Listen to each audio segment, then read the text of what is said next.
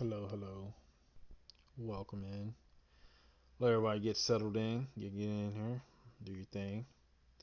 As you know, we do this every week. Your boy got to go put it out on Twitter.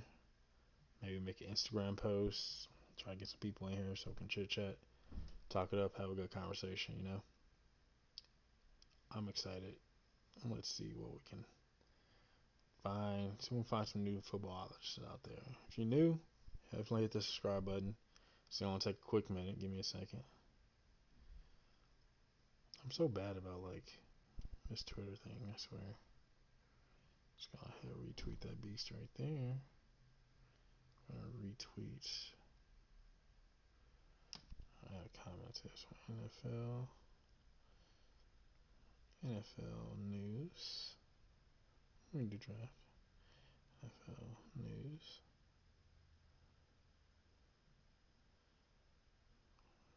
Pro. Um,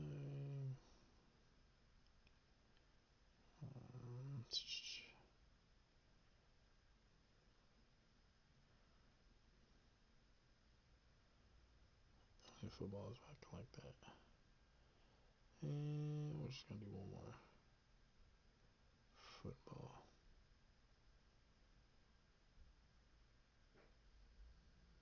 Football Twitter. There we go. Tweet that beast out. Retweet that beast. All right. All right. Pull up our screen here. Look at this last week of the preseason, because I'm excited.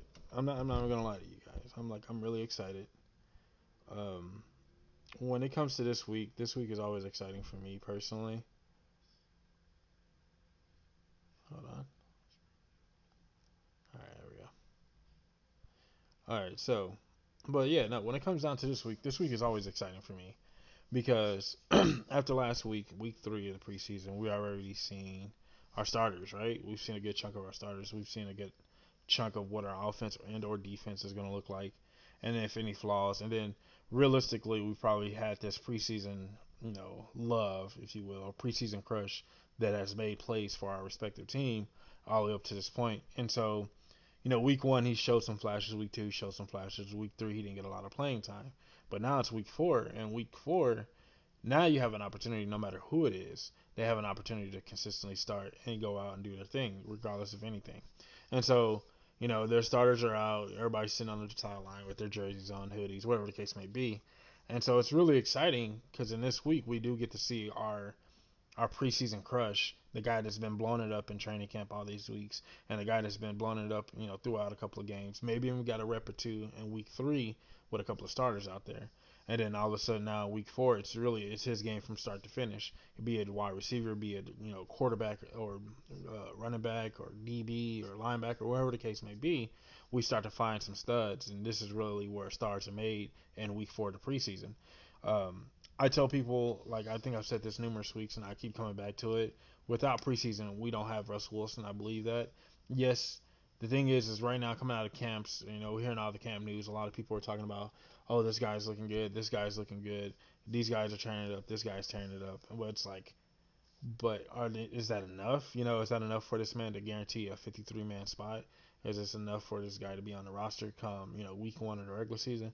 Because these cuts, I feel like from a GM and a coach's standpoint, it's going to be really tough to make these cuts because we don't have we don't have enough film to say this guy looks good in this coverage, this guy looks good against this coverage, or this guy plays well in this coverage, or this guy played well in this coverage. All we have is, them going up against the same guy in the same rep every play. And then eventually, if you do the same thing every day, you understand how to combat that, or at least or what to expect. And so when these guys are consistently going up against each other every day, then we don't get a true idea of how this guy runs a route against this kind of corner, or how he runs around against this kind of corner, a press corner, or a press release corner, or a guy that likes to play off. Does he play well, a guy that plays off, or even like a quarterback making plays? Like, yeah, it comes out, reports, oh, Joe Burrow looks really good against the defense, and it's like, granted, Cincinnati doesn't have like a top tier defense, but I hate when that happens. But um, if Joe Burrow doesn't look good, or he looks good against the Cincinnati defense. Now, like I said, granted, the Cincinnati defense doesn't have a great defense, but now at this point, it's like he understands the coverages and schemes and things that the Cincinnati defense wants to do. But if he was to play this week, if he was to play the Colts, which he wouldn't be playing this week. I'm pretty sure he wouldn't. But if he was playing the Colts this week and they had their starters out there, then it's like, how does he look against the Colts defense now? Does he look the same way he did against the Cincinnati defense that he's been playing against these last couple of weeks? No, he probably struggles. Maybe they have a different scheme. Maybe they have different players with different attributes, different speeds and different motions and run faster, hit harder, do jump higher, whatever the case may be. The Colts defense isn't the Bengals defense that he's been running up against weeks and other weeks. And so we don't know exactly what we're getting from a lot of players when we finally start to make these final cuts. It's like, and it's really sucky because guys can go unseen, or guys can fall to another team where they can become a star there, or guys can, not just have a true chance to even show what they have, and maybe they do have something. Like, and that's why I personally, once again, hate not having a preseason, and I keep making these videos every week, every Wednesday, because I just want to talk about the preseason. I mean, I'm gonna keep this. I'm gonna continue this throughout the season, but this is just something that was near and dear to me as a footballologist and a hardcore football fan. Is that I love these preseason games. These games are so exciting. These games really take things to the next level, and I don't think people actually give it credit for what is actually happening within these games. 1 second, 1 second, and then I'll be right back with you guys. Okay, okay. So, a buddy of mine, a guy I work with, actually, he just sent me this trade. Or, he sent me the trade, but he sent me a trade that is happening in his other league. Now, he has an opportunity to get Todd Gurley and A.J. Brown for DK Metcalf and Jonathan Taylor. Now, DK Metcalf and Jonathan Taylor, respectively, both have quality upside, especially if Jonathan Taylor gets a start within the Colts offense. If Jonathan Taylor can start within that Colts offense and what they want to do as far as the running game goes, it's going to be even more exciting. DK Metcalf has an opportunity to take that next step in his development. I've heard some news and stories that he's looking pretty good in camp. His routes are becoming a little bit more crisp, and that was the biggest thing last year. He was just a big body guy that can get on top of defenses, which is cool. But now it's like now you need to develop a little bit more to your other game. You need to start, dare I say, add a little Julio to your game and really take your game to the next level. And then on the flip side, the AJ Brown and Todd Gurley. Now AJ Brown, I was huge fan of AJ Brown coming out last year. I thought AJ Brown was probably one of the best receivers coming out last year, and he didn't even go in the first round. Tennessee got a steal with that man.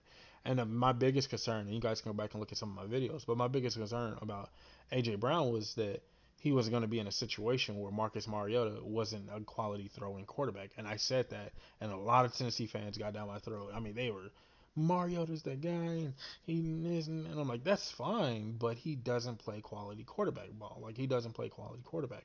That's just what it came down to.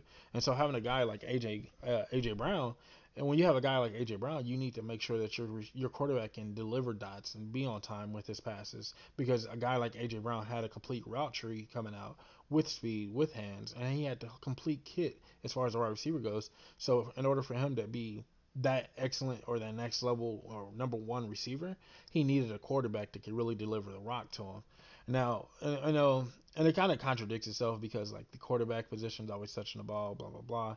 And a receiver just is dependent on the quarterback. But with a guy like AJ Brown being a younger guy, he needs that development. He needs that time to develop in order before he becomes like, dare you say, a Larry Fitzgerald or DeAndre Hopkins, guys that we've seen had numerous quarterbacks over the course of their career, but still put up quality stats. And so I think AJ Brown has an opportunity to do some quality this year if Ryan Tannehill can stay on the same page. Ryan Tannehill wasn't the right quarterback, but he's the right quarterback, if that makes sense. Because he still needs Ryan Tannehill is a throwing quarterback and they can still deliver a little bit, decent, accurate ball here and there.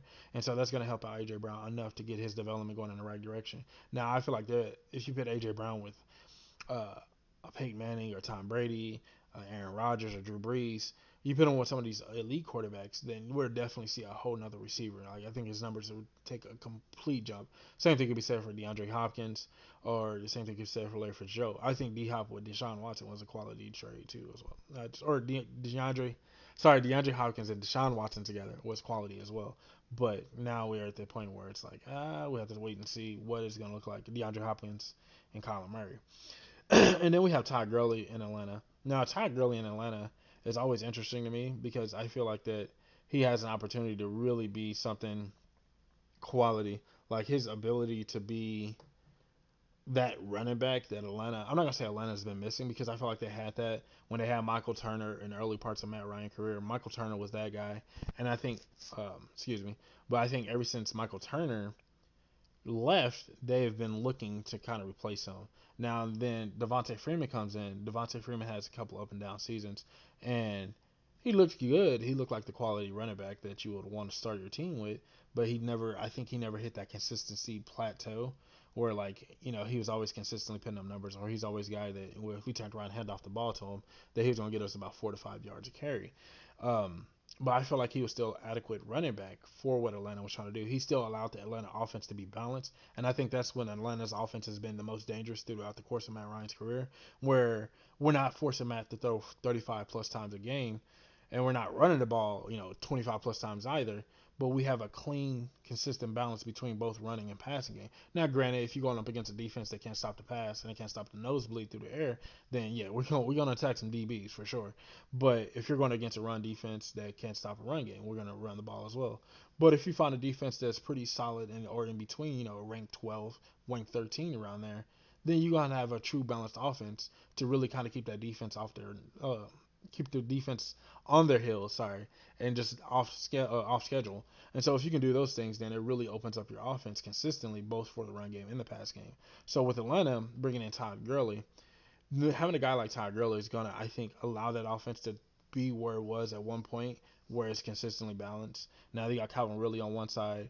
You have, I want to say, Hayden Hurst at tight end now. You have Julio Jones, obviously, and I still feel like they're trying to find a number three. I haven't done research on who their number three guy could possibly be, but that'd be something really interesting to look to as well. And then obviously you have Todd Gurley in the backfield. Now we know Todd Gurley coming out of the backfield is a quality pass catcher, but we also know that he's really solid at running the ball. So screen plays and moving the offensive line and doing things of that nature with Todd Gurley behind it is going to allow you to do so much more within your offense if you're Atlanta. So that's my take on Atlanta in that situation. Let's look at some of these preseason games. Tampa Bay versus the Browns. Just just off the top of the head. So I've been listening to a lot of reports and things, and listening to just watching stuff about Tampa Bay, and it seems like consistently like they're saying the guys are struggling with the heat or the humidity in Florida, which I've never been to Florida, so I can't tell you not anything about it. But if you're a Bucks fan, definitely drop some knowledge on me, please. But they said that they've been struggling with it, or some guys have been struggling with the ball and moving the ball and just all things of that nature.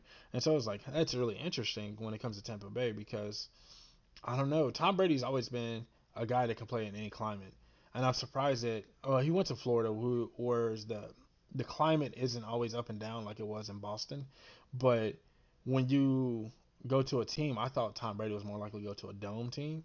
But you go down the list of dome teams. I mean, there's not a lot, and he wasn't going to Indianapolis. I feel like borderline there's a quiet grudge there, between Peyton Manning, Tom Brady, and the Colts and the Patriots. Like that's just been something that's just hush hush, but it's always been there. It's weird. Like I feel like it's gonna be something the equivalent. Hopefully, the equivalency, or we could have the same thing with the Chiefs and Ravens, or the equivalent, if you know what I mean.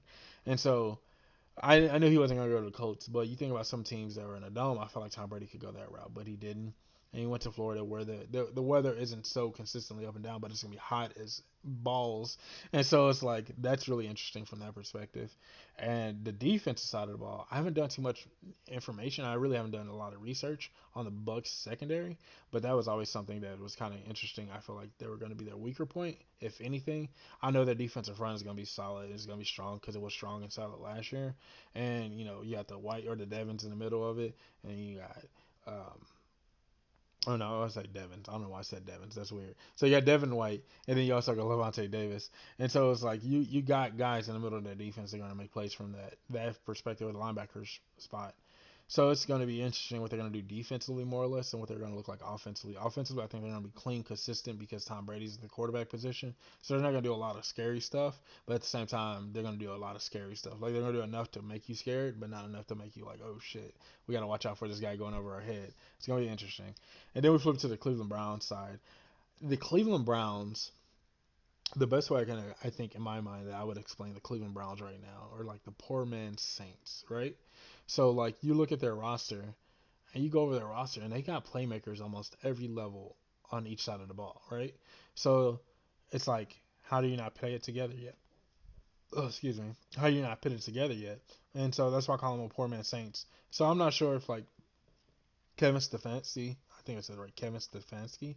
I'm not sure if him coming in is going to be that Sean Payton, if you will, or the guy that's going to keep things clean and consistent within the organization. Because if that team can get, I mean, a fraction of discipline, that team will be scary because they have too much talent in place right now that allows them to really dominate teams on a consistent basis. Like, there's no reason in hell they shouldn't be consistently dominating teams because they have so much clean, from top to bottom. And like I said, poor man Saints, and I don't think they have. I think the Browns have a little bit better or at least cleaner defense than the Saints would, realistically, in my opinion. And so, like, the Browns just got to get it together. And that would have been a good game just because I would have liked to see the Buccaneers' depth, and that would have showed us a lot of what the Buccaneers are going to do behind guys like Mike Evans and Godwin and, DeMar Dotson and who else they got? Jensen. Like, all these guys that they got on their offense, it would have been nice to see what they had behind those guys. But then at the same time, it would have been nice to see what they had on the defense, on the secondary end, too. Do you have some studs or playmakers in the secondary that could really help this defense really take its game to the next level?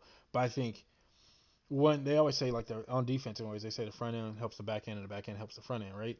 And so when you have a front end like the Buccaneers do, when they can consistently scare the quarterback and scare the dog shit out of the quarterback, the secondary might be able to make plays just because of how hot that ball is going to be coming out. That ball is going to come out hot, almost 5 out of 10 plays. Like, every fifth play, I think that ball is going to come out stupid hot, and it's like it's going to be bad. It's just going to be really bad as far as what that front can do. And so if that ball's coming out hot like that and you're a DB in Tampa, it's time for you to capitalize and hopefully make plays on those balls. And so that was that. That was just a game that I just randomly selected. I think the other news that that has shown up right now in the news, or the other big news, and it really caught me off guard. And I put out a video about the Jaguars and Fournette and why they let him go and where they're moving for. Are they tanking for Trevor? Are they really trying to go into this rebuild status? And I don't know if Trevor's the guy, right? So like, if Doug Marrone, this is my thing. If Doug Marrone wasn't the head coach, I would be all on board for tanking for Trevor. Not saying like they should do it, but I would be on board as far as agreeing what their game plan is ultimately. But Doug is still in house, right? So if Doug went to the front office and was like, "Hey, give me this. Let me basically, this is gonna be my final hurrah. Like, if this is gonna be our last go at it, because I think he was already on the hot seat going into last year, and they kind of saved his job a little bit this year. So if he's already on the hot seat, I don't. It's almost to the point where, like, let's say for instance the Jags make the playoffs and they get to the AFC Championship again, right? Does that save his job, right? Like, does that say, okay, Doug, you know what you're doing? But then at the same time, it's like, week 8 rolls around and they're sitting at 2-6 or whatever the case may be. I don't know, bye weeks and things, but they're sitting at 2-6 just for sake of argument. Dude, now it's dug out. You know what I mean? Like, I think at that point, yeah, if they're below 500 come week 8, week 9, then it's a done deal. It's a wrap. Definitely tranking for Trevor. But then it's like, was Gardner the accidental guy? Because which it's so comical because we went out of our way last year to go pay Nick Foles all this money to bring him in. He gets hurt week 1, and now Gardner Minshew comes in, and Gardner Minshew definitely tears up the league and shows all these signs that he could possibly be a starting quarterback, or at least I'm not gonna say like elite caliber quarterback, but a guy that's gonna consistently put up plays and a guy that's gonna consistently like make things happen on the offensive side of the ball at the quarterback position. And then we put give him a decent running back and that let that work itself out, become that balance that maybe 60-40 run a little bit there, and so that's fine. But then like you get rid of Leonard Fournette, and so if you get rid of Fournette, now you don't have the opportunity to really like be that 60-40, right? Unless Armstead is really just that guy, and we don't know. But it's so many questions at this point because I feel like getting rid of Nick Foles after paying him all that money, you're basically saying that we had faith in Minshew, right? And so then you get rid of Leonard Fournette, and then everyone comes up with this trick of tanking for Trevor, and it's like, well, then is Minshew never the was Minshew ever the question or the answer, right? So it's just too many questions to say tanking for Trevor is a thing just yet. But maybe like I said, week 8, week 9 rolls around and they're not doing too hot. Minshew's looking rough. I mean, he's going into his second year, and that second year is gonna be rough. That sophomore slump is a real deal. That's real life for sure.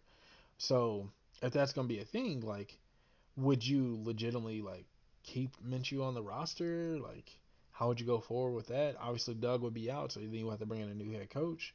You would have to bring in a head coach saying that if we're picking in the top 3, there's a 9 times out of 10 chance that Trevor's going to be our quarterback.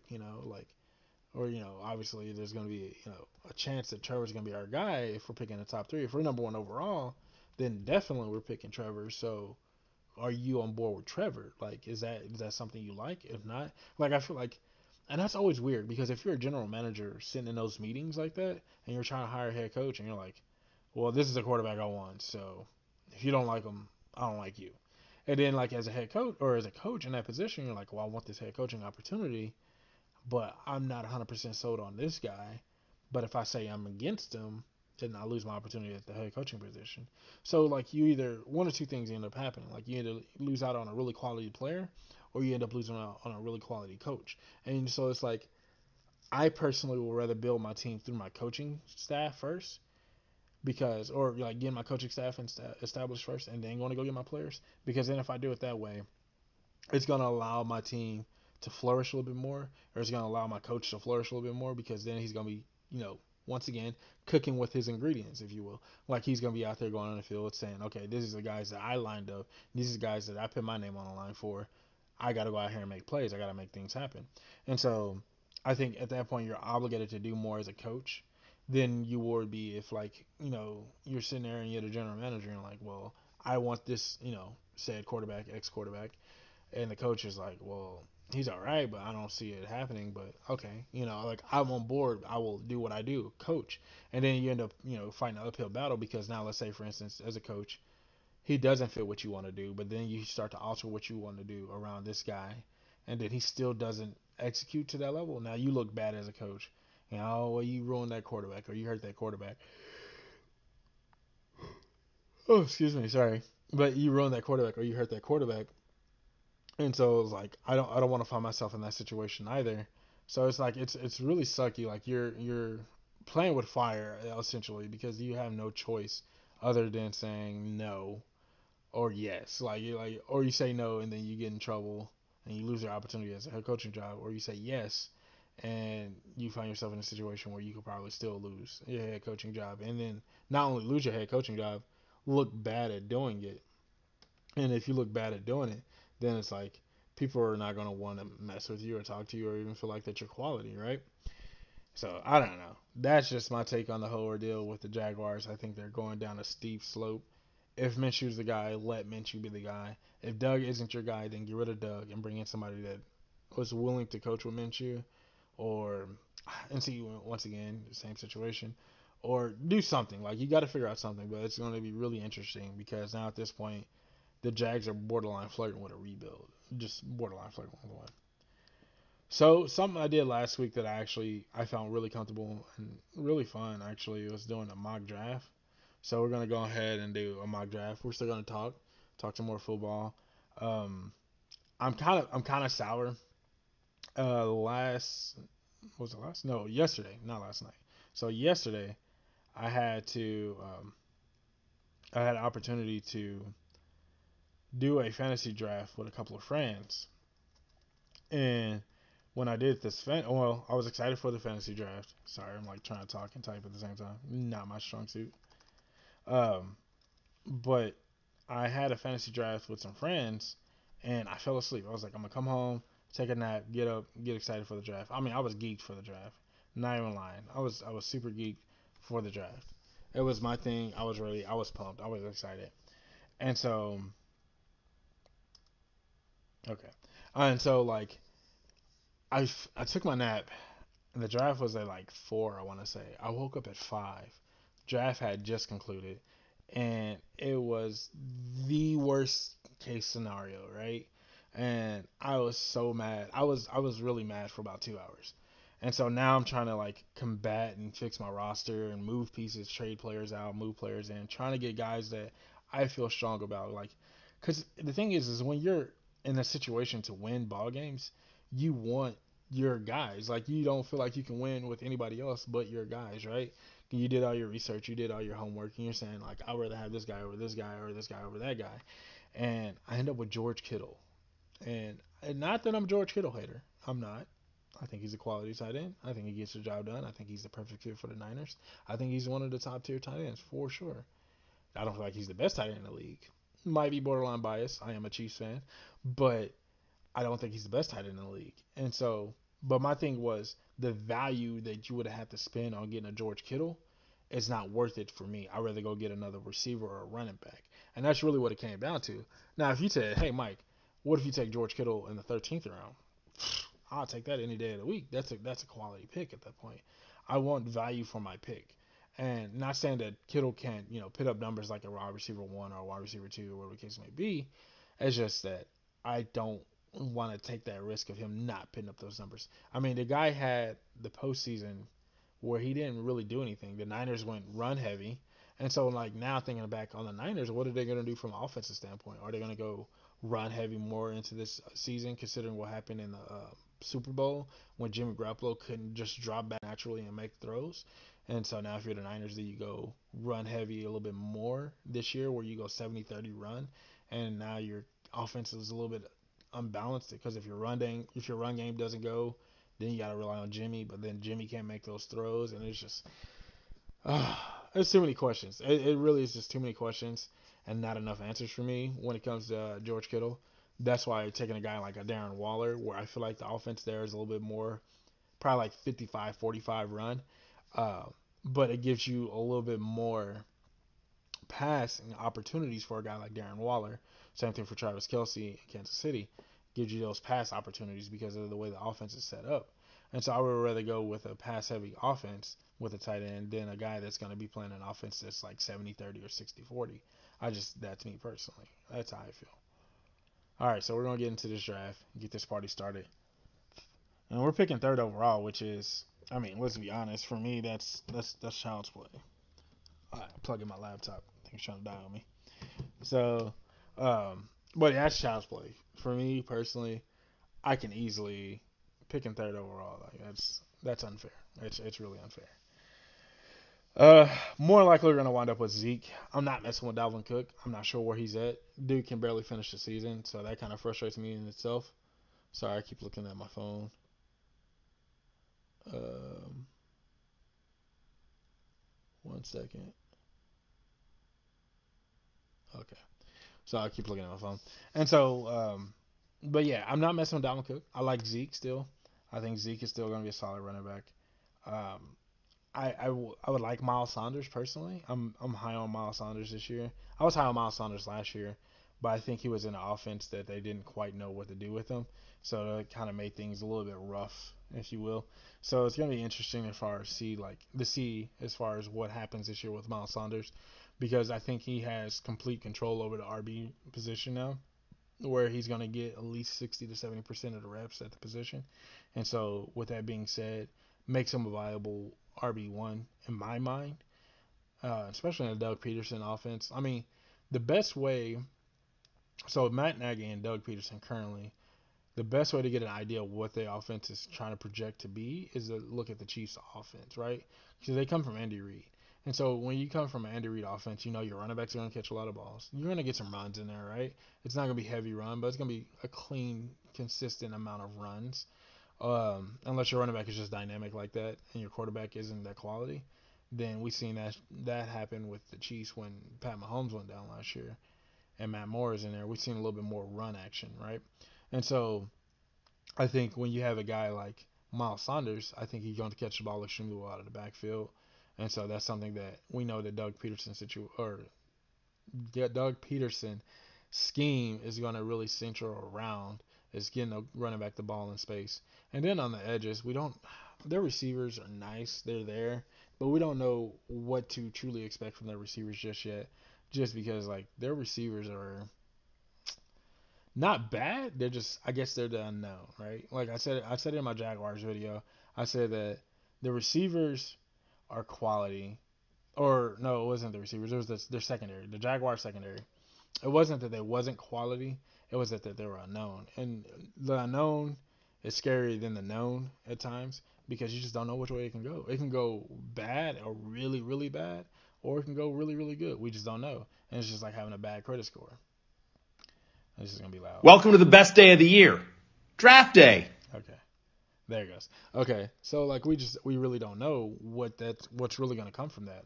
And like I said, things can be either really good or really bad. There's so much unknown, in my personal opinion, when it comes to the Philadelphia receivers. It's like I don't want to touch it. I personally don't want to touch it. Christian McCaffrey is consistent coming off the board at number one. I don't know if I'm picking number one overall if I'm taking Christian McCaffrey. Like, I'm dead serious. And that man killed the league last year. Ridiculously killed the league. I think if the Panthers had a better winning record, that he's easily league MVP, hands down. Even with Lamar doing what Lamar did, but I know quarterbacks take priority over running backs. So when you see that happen, it's easier to say, oh, okay, the quarterback definitely won that. It's whatever. For some reason, I was hoping that guy did not pick Saquon, but I'm gonna get Miles Sanders over a lot of guys. Alvin Kamara is having contract issues. I don't believe in taking a wide receiver. I did it my first year in fantasy football. I took a wide receiver in the first round. Never done it again.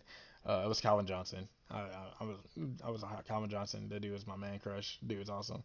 And so never take a receiver in the first round. Never doing it. And Alvin Kamara is having contract issues. Dalvin Cook is a guy that I'm really really afraid of. Zeke Elliott, like I said, Zeke is nice. He's just not my want, right? Like my want is Miles Sanders. So if I have a chance to get Miles Sanders, I'm gonna get Miles Sanders, plain and simple. I don't care too much for. Not that I don't care, I guess, for Zeke, but Zeke is just he's there. He's Zeke. He's gonna do Zeke things, right? But let's see what else is going on. All right, so all the running backs, Derrick Henry actually came off the board before Dalvin Cook and Alvin Kamara, which is really really interesting. Somebody went out of the way and got Derrick Henry. Um, Derrick Henry always gets off to these slow starts. Hopefully, this season is not like his last two seasons, where he's gotten off to a really, not really slow start, but a really slow start to the point where it's like, is he good? No, and then people are trading for him on the penny, and then he goes to a team and he blows up because of the back half of the season. And so, if Derrick Henry, I'm not saying consistently have that same intensity throughout the whole entire season, but just have that consistent flow, right? Like take your production and spread it out a little bit more over the course of your games, not just hey on the back six games I'm about to go dummy off and rush for like 250 a game, right? Like obviously he's not rushing for 250, but like I feel like that's just what happens with Derrick Henry on the back six or the back five or somewhere around there. He just goes crazy off, like he just takes a secret pill or something and he just gets stronger and stronger. But he's one of those running backs though. That's what his thing. That's his game. He gets stronger as the season goes on. He gets stronger as the game goes on as well. So that's just his game. Clyde Edwards. So I did a mock draft on Friday. No, on Friday. Sorry, Wednesday. I did a mock draft on Wednesday, and Clyde Edwards went fifth overall. People are really high on him, extremely high on him.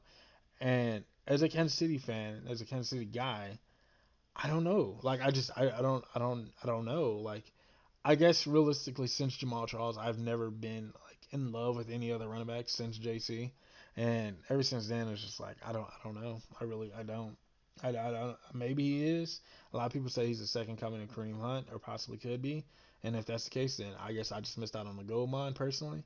So it can go either way. Realistically, it's the unknown, like I said. So it can go either one way or the other. We're just not sure how it's gonna look. Okay.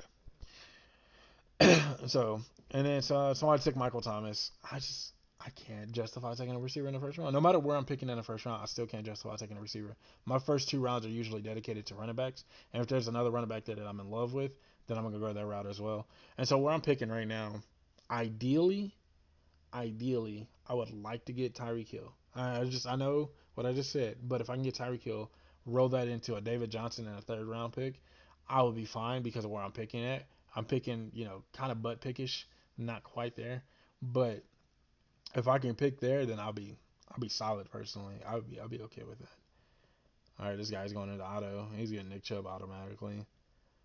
So like what we're picking right now, like I said, Tyreek Hill would be the way I would want to go, but it's probably gonna be not gonna be the way I'm going to go. Um, George Kittle, see, that's what I'm saying. Like George Kittle's 23rd ranked. Like, well, he's right there. Like he's up on the higher part. So I know in that draft that I had yesterday that I completely missed, and I'm so mad about it still. I had to get George Kittle somewhere in the second or third round, and I'm not taking George Kittle in the second or third round. Like he's just the value is just not there in my personal opinion because of the offense that he's in. I don't like it. I'm not comfortable with it personally, but I mean, hey, that's what happens when you take a nap. You know, don't take naps. Naps are bad, horrible. Aaron Jones just came off the board. Devontae Adams is another guy that I'm really big on too. I really would like to get Devontae Adams on my roster, one way or another.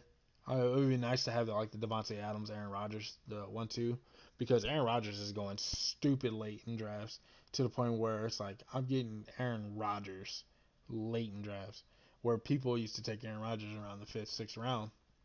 Now I'm getting Aaron Rodgers around like the 12th round, the 10th round. So it's like that's a good deal personally.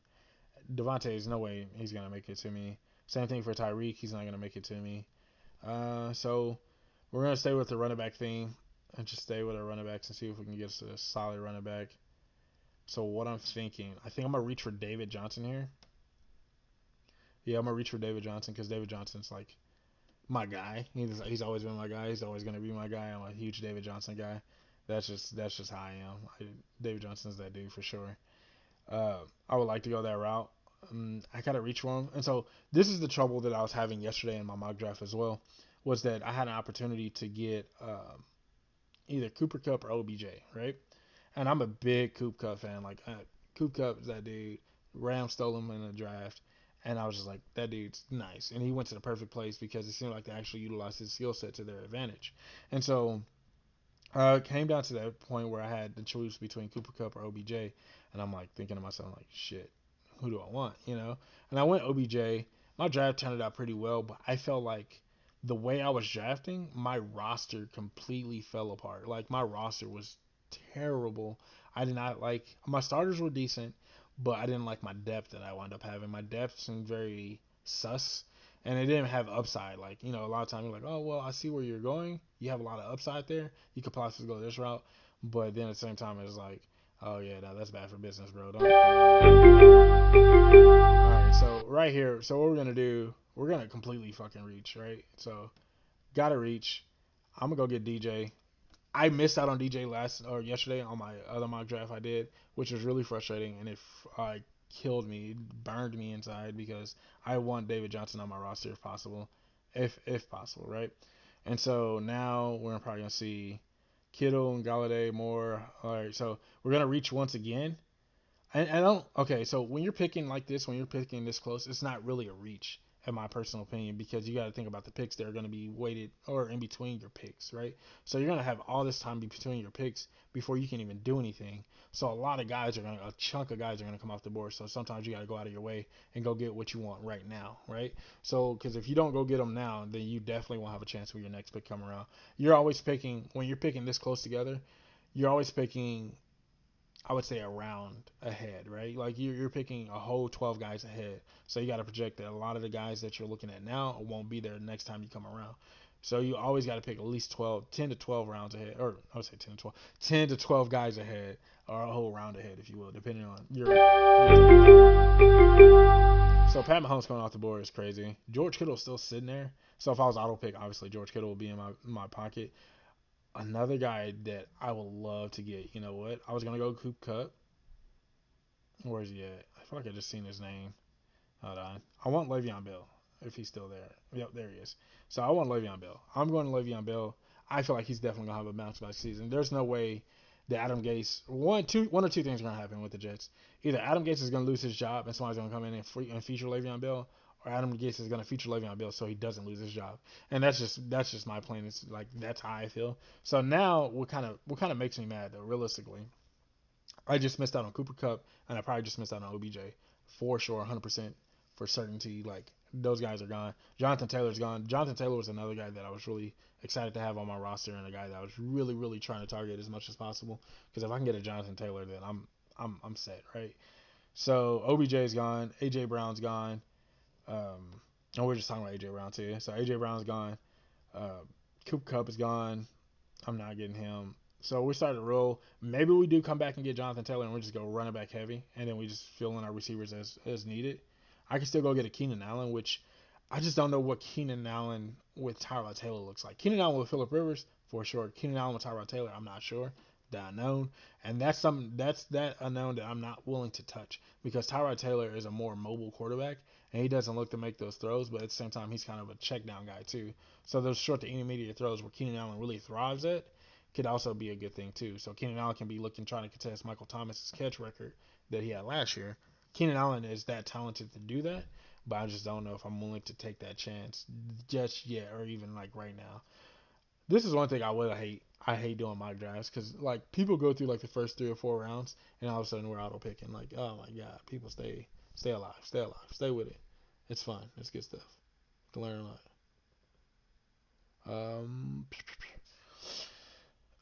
This draft though, this and so there goes AJ Brown.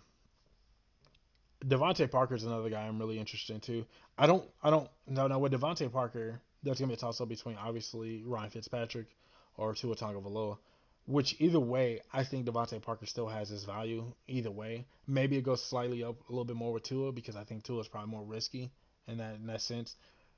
Fitzpatrick only gets risky when you say, "Hey, Fitz, your job's on the line." And all of a sudden, he's bonds over Baghdad. Like he's just dropping dots on everybody, right? Because his job is on the line. But then all of a sudden, he gets secured, and all of a sudden he's like, I can take that check down there. I can hand this ball off. We got audible to a run. Like his game plan completely changes, or his demeanor completely changes between the two.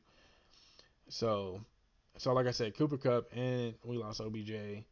And I knew that was coming. As soon as I took David Johnson, I knew that was going to happen. Or Le'Veon Bell, sorry. As soon as I took Le'Veon Bell, I knew that was coming. So now we got 3 solid starting running backs. I feel really comfortable with my running backs right now. So we need to start bolstering our receiving situation. So we have a chance to get Stephon Diggs, who right now looking like the primary threat or the primary target in where's he at? Buffalo. And Buffalo. So that's cool.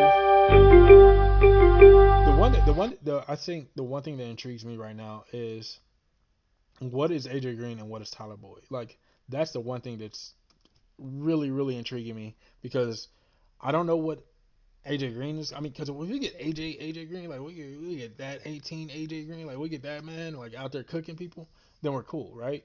But then like I seen reports that Joe Burrow and Tyler Boyd are really building a rapport and more chemistry too. So it's like is Tyler Boyd the way to go because of this? And I'm not sure if AJ Green is even practicing right now. I'm not gonna lie to you guys. I haven't done research on as far as if he's practicing. Because if he's practicing, then that kind of does change the game.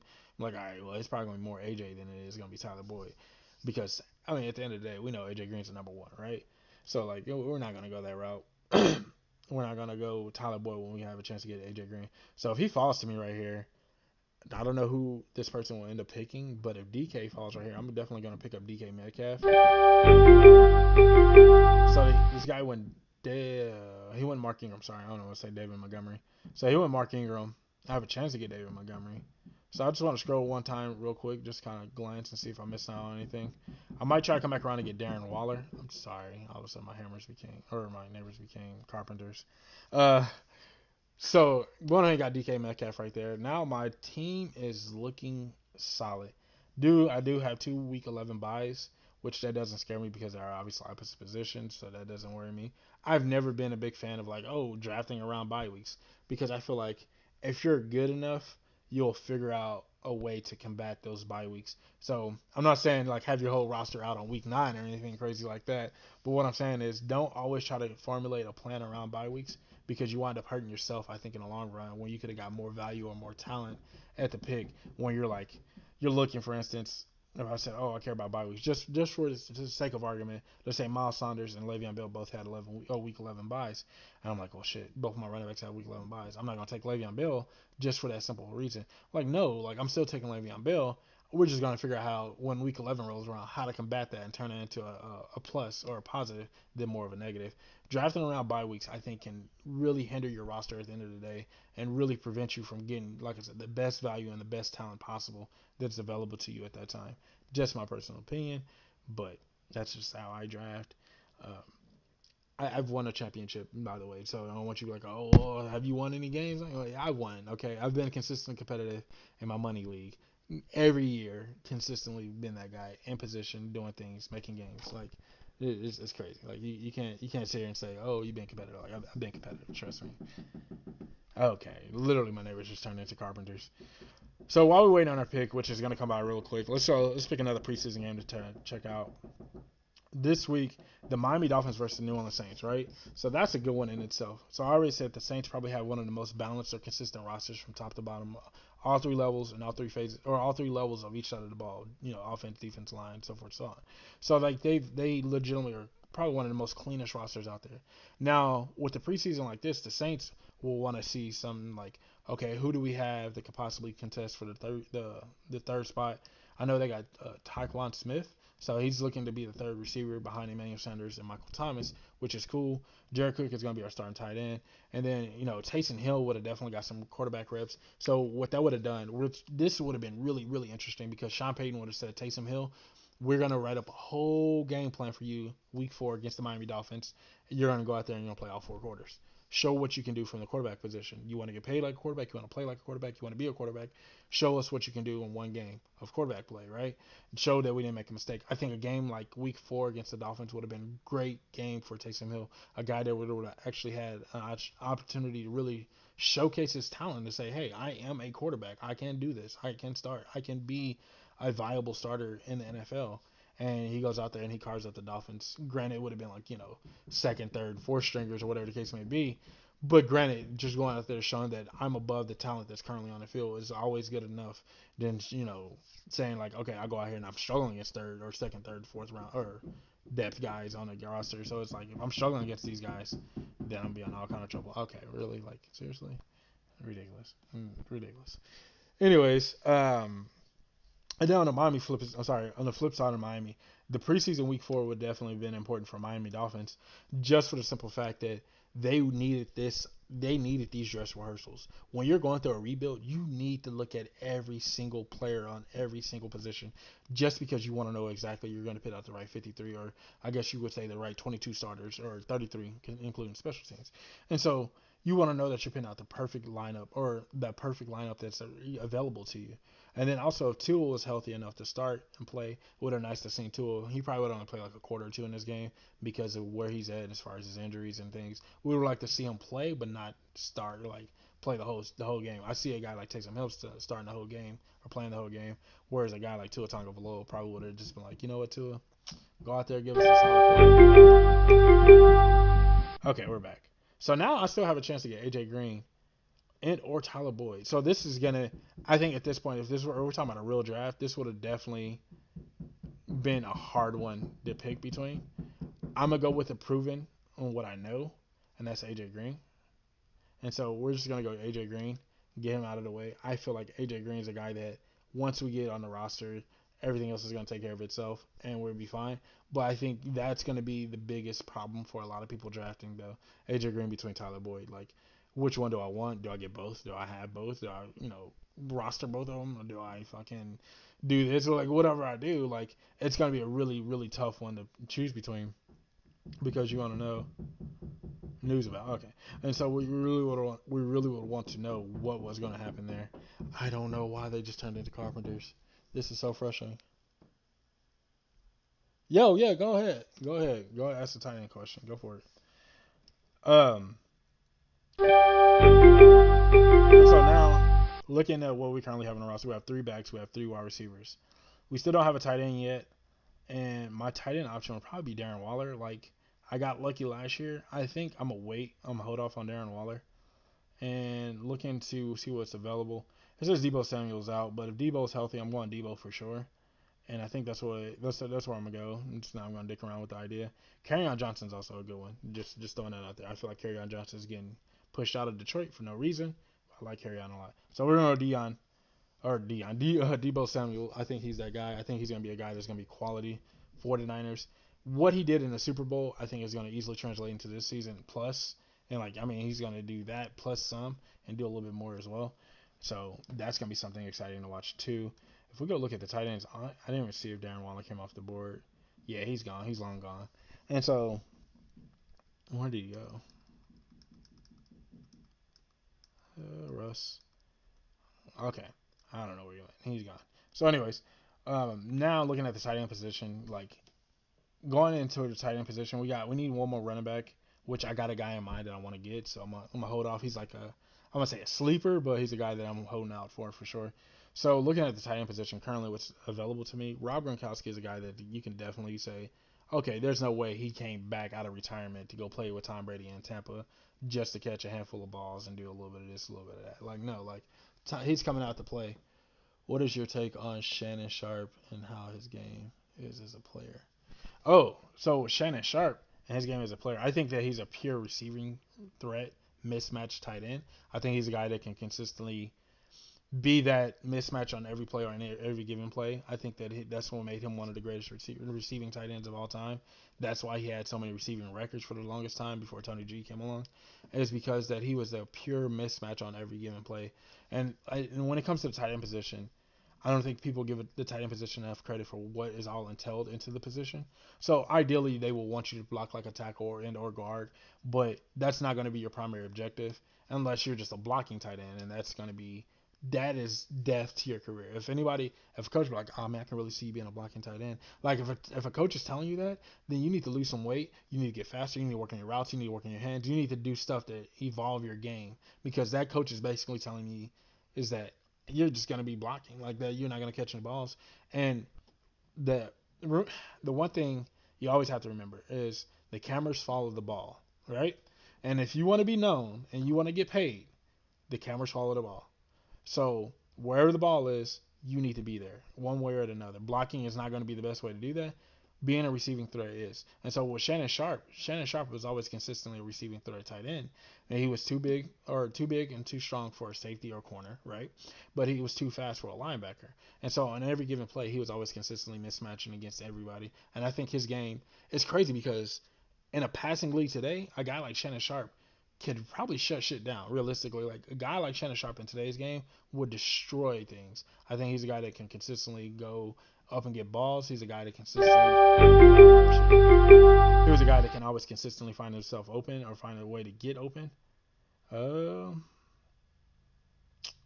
I I don't know what to do here honestly. I do want to tight end. I'm thinking Noah Fant. All right, so what we're gonna do? We're gonna go Noah Fant, and then hopefully we can go around and get our quarterback of choice right here. See if he's still there.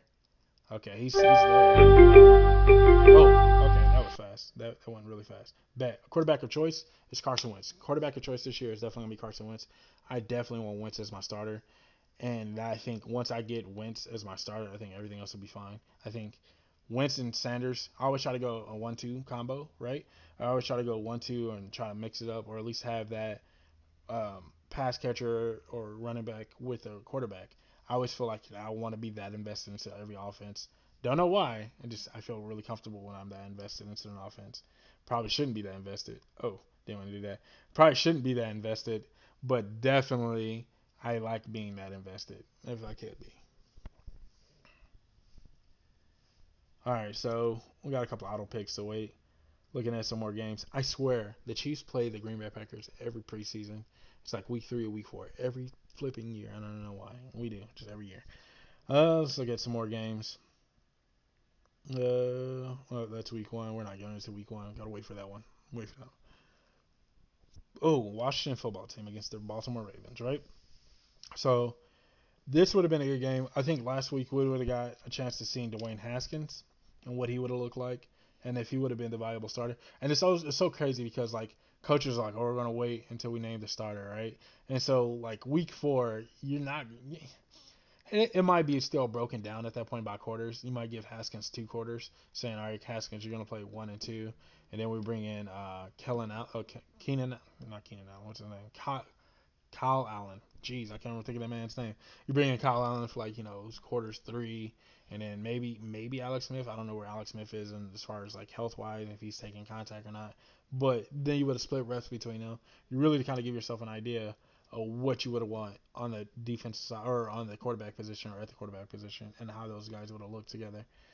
I think personally, Dwayne Haskins is your guy. Live through the hardship. Just live through it, right? Just go ahead and take it. Don't worry about it. McCole Hardman is still sitting there, and Jerry Jeudy, and CeeDee Lamb, and Parrish Campbell, who are all guys I'm really high on right now. So I'm thinking CeeDee Lamb has too many mouths to feed in Dallas, right? So we're not gonna worry about that. Jerry Jeudy, we already got Noah Fant. Did we go get Jerry Jeudy? That's ooh. And then McCole Hardman.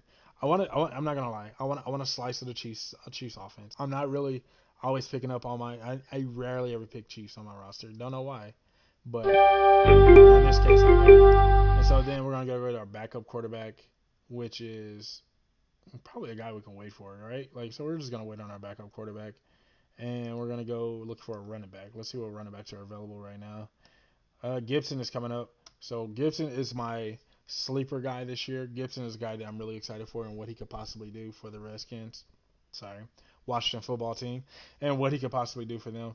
I think realistically that he could be that David Johnson / Le'Veon Bell type, right? So like that's what I currently have on my roster. I have Le'Veon Bell. I have David Johnson. Now I got Antonio Gibson. Like I have and Miles Saunders, like, oh my god, like this team is gonna be, it's gonna be sick, right? Like it's gonna be exciting. So Gesicki came off the board already. Okay, so we're looking for a tight end still. I'm liking Jimmy Graham or Cole Clement, Clement. I think I said that right. Shit, I hope I didn't. I hope I did. But we're gonna go Jimmy. No, we're not, because I don't like their pass there. Might go Ebron or John. Let's do Johnny Smith. Just for shits and giggles, right? We got Noah Fant. So at this point, Noah Fant has to be our starter. He has to be our go-to guy. So now we're gonna go down. We're gonna look at kicker. Gotta have Justin Tucker as your kicker. You always gotta have Justin Tucker as your kicker, no matter what. Justin Tucker needs to be your kicker. Now I would say a guy that I'm looking for right now that's gonna be my super true sleeper, a guy that I'm like really excited for, that could really blow up on the scene and people are not even talking about. That's Chase Claypool, right? Chase Claypool is a guy that I feel like has an opportunity to do more within the Pittsburgh offense before people like nobody would know. Like when you think back when Ben Roethlisberger had Martavius Bryant, he had Antonio Brown, he had Le'Veon Bell, right? So this year, we fast forward to this year, Ben Roethlisberger is going to have Juju Smith. He's going to have he got James Washington there, I know, and Dontrell Inman as well, and Dante Jackson, I want to say as well, and then James Conner in the backfield.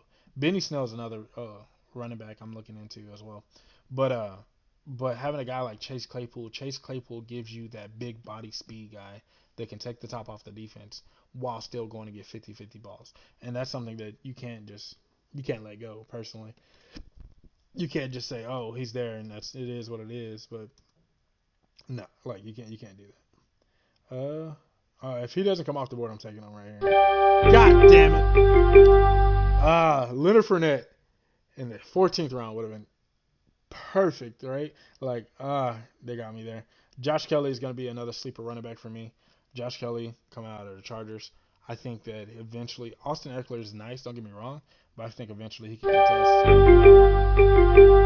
I think eventually he could contest Austin Eckler for that position, or be a guy that can at least not so much steal reps, but a guy that can get some reps. This year, my defensive choice would definitely be the Cleveland Browns. If they're there. So it'd definitely be the Cleveland Browns. I feel like Cleveland Browns are underrated defense. Hopefully they can get their ish together, because if they do, then they're going to be dangerous for sure. And so now we just need a backup quarterback. And at this point, I'm looking at Drew. And they're still quality quarterbacks. So like, let's say for instance we didn't get Carson Wentz, right? And so now we're saying, all right, we need a starting quarterback. Well, Jimmy G is a starting quarterback. Kirk Cousins is going to be clean, consistent, right? And then we got Baker Mayfield, who could either go one way or the other. And he's the unknown because he's still in the development process, and also we don't know anything about Kevin Stefanski's offense. And I'm going to say we don't know enough, but we know that it's going to be more probably run dominant. I don't know. That's hard to say because we know last year Mike Zimmer wanted to run more in Minnesota, so they ran a little bit more. Does Stefanski come down and realize I got Baker Mayfield as my quarterback? I feel like I can deliver some more passes because I got Jarvis Landry, I got Odell Beckham, I got David Njoku, I got Austin Hooper, I got all these pieces out here at the pass catching situation. Kareem Hunt coming out of the backfield, Nick Chubb coming out of the backfield, whatever the case may be. So do we pass a little bit more this year? That's a possibility. That's a really strong possibility. And so it could go either way. I personally would say Baker Mayfield if I was at the first start. Excuse me. So I'm gonna go Drew. Drew Lock is my sleeper quarterback. The guy that I worked with actually kind of he put me on. Like I'm not gonna lie, he put me on. He's like, bro, Drew Lock could possibly be that dude this year. I'm like, maybe, right? Like they went out and they didn't fuck him up, right? They went out and they made sure they did their best to possibly surround him with as much talent as possible. Like they made an emphasis on surrounding him with talent. And so looking at our final roster, right? So we got Carson Wentz, we got Miles Sanders. This is probably going to be my week one starting roster right here. What you see, like I wouldn't touch a thing right here. I would roll into week one just like this. But then you go down, you look at my depth, and I'm really happy with my depth because I got AJ Green. Because if AJ Green has a bounce back season, comeback player of the year kind of type stuff, then I got AJ Green, I got Debo Samuel, I got McCole Harmon, I got Antonio Gibson, the guy that can possibly break out and be an upside guy as well. Jonnu Smith, that's gonna be up and down. That I feel like that's gonna be a releasable player because eventually I'm not sure what Tennessee's offense is gonna look like from a pass catching standpoint. And then we got Josh Kelly, high upside, possibly gonna get some reps late season. I don't know how long I would store him for, but that's a guy late season. And then like I said, Drew Lock comes out and he does the year two thing where he's like, it's year two, I'm about to go off. And I just realized that he has a week 9 bye, so that might no, he has week 8. Whew. I thought he had week 9. I'm like, oh, that might be the problem. This is like I talked all that smoke about bye weeks, and now that might be a problem. So, but overall, this roster, I personally feel like is a quality roster. I feel like this, like I said, the way this sits right now, week 1, killing it. Not you can't touch me, week 1. I really feel like I win week 1. I'm not sure who they playing or what's happening week 1, but I feel like with this roster, week 1, I could put up 150, 160 points. Like just saying, not possible. Anything's possible. So I don't know. And I think that's it. I'm gonna end the stream on this one. Try to keep them about an hour long. Once the season kicks off, if you guys are still with me, once the season kicks off, we're definitely gonna do this every Wednesday. We're gonna take 1 hour to recap the week that happened or everything that happened the previous week, and then we're gonna take another hour and we're gonna recap what we're looking forward to as far as the upcoming week. And that's gonna be every Wednesday at 5:30 Central Standard Time. I'm excited for this season. I think the season is going to kick off. I think as the season progresses, we're going to start seeing more and more stadiums open up as far as putting fans in the stadiums. And 25%. We're going to go up to 50%, 75, and then eventually this is going to break the stranglehold and say, hey, let's play some football, right? And so hopefully by I would say week 7, week 8, we start to really get a good get more fans in the stadium, or at least at that point have fans that want to be there. If you want to be there, go see your team, right? Because that's the one thing I love about football. Football is probably the one sport I feel like has the most fan to game contact, if that makes sense, right? Like it automatically puts the fan in the game. Whereas soccer, you see soccer gets exciting. But football, I feel like you can never take your eyes off the game. Like you can just like, hey, I'm gonna run to concession real quick and get something. If you do that, that's a pick six. If you do that, that's a sack for 50 yards that someone got blasted on, and it was just a great play. Like for me, football is always consistently active and always consistently exciting. So I hate taking my eyes off the game for like 1 second personally. Like I just 1 second. But that's all I have for you guys. Like I said, make sure you guys are here every Wednesday at 5:30. We're going to be doing recaps of the week that happened, and we're going to be looking forward to the week that's coming up. Every Wednesday at 5:30 Central Standard Time. I love you guys. I appreciate you guys for watching this video. I know it's long, but I like doing these now. Like I'm starting to get comfortable with these live streams, so I'm gonna probably do, like I said, every Wednesday. I'm trying to do these. And if you're not a footballologist yet, I don't know what you're waiting on. Go subscribe to the YouTube channel today. Become